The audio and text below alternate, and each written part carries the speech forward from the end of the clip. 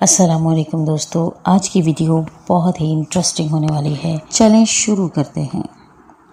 Number 1, जो लोग जनवरी में पैदा हो जाएं वो अक्सर खूबसूरत होते हैं। नंबर 2, जो लोग फरवरी में पैदा हो जाएं वो अक्सर नाजुक मिजाज होते हैं। नंबर 3, अगर कोई बंदा मार्च में पैदा हो जाए तो ऐसे लोग मेहनती होते हैं। नंबर 4, अगर जो लोग अप्रैल में पैदा हो जाएं वो बाहिम्मत होते हैं। नंबर 5, जो लोग मई में पैदा हो जाएं वो सब्र वाले होते हैं। नंबर 6, जो लोग जून में पैदा हो जाएं वो काबिल एतमाद होते हैं। नंबर 7, जो लोग जुलाई में पैदा हो जाएं वो लोग खुश मिजाज होते हैं। नंबर 8, जो लोग अगस्त में पैदा हो जाएं उनमें सखावत बहुत होती है।